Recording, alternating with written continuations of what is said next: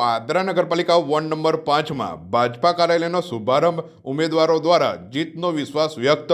પાદરા નગરપાલિકાની ચૂંટણીને લઈને રાજકીય પ્રચાર જોરશોરથી ચાલી રહ્યો છે ત્યારે પાદરા નગરપાલિકા વોર્ડ નંબર 5માં ભાજપના ઉમેદવારો દ્વારા ચૂંટણી કાર્યાલયનો ભવ્ય શુભારંભ કરવામાં આવ્યો હતો।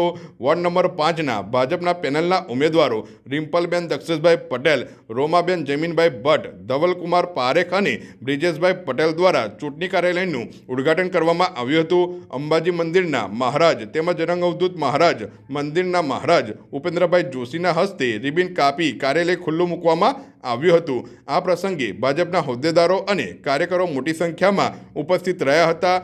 ઉપસ્થિત મહાનુભાવોને પુષ્પહારથી સ્વાગત કરવામાં આવ્યું હતું। કાર્યક્રમ દરમિયાન કાર્યકરો અને સમર્થકોમાં ઉત્સાહજનક માહોલ જોવા મળ્યો હતો।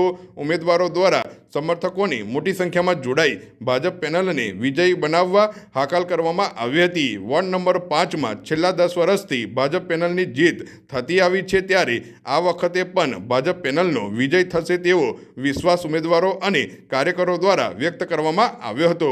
કાર્યાલયના શુભારંભ સાથે વોર્ડ નંબર 5માં ભાજપનો ચૂંટણી પ્રચાર વધુ તેજ બન્યો છે અને કાર્યકરોમાં ભારે ઉત્સાહ જોવા મળી રહ્યો છે।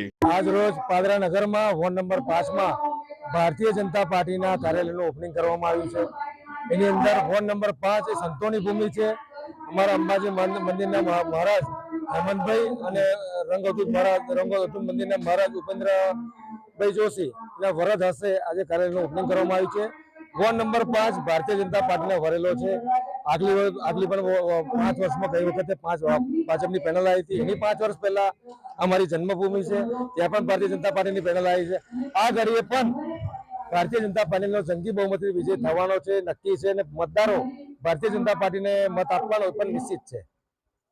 આજ રોજ વોર્ડ નંબર 5ની અંદર જ્યારે મુખ્ય કાર્યાલયનું ઉદ્ઘાટન રાખવામાં આવ્યું છે, જેની અંદર અમારા એવા અંબાજીના મહંત શ્રી અને રંગઅવધૂત પરિવારમાંથી ઉપેન્દ્ર કાકાના એમના હાથેથી આજે ઉદ્ઘાટન કરવામાં આવ્યું છે।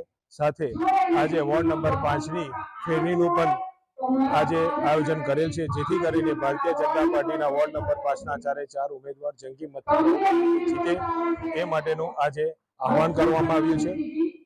જય હિન્દ, જય ભારત।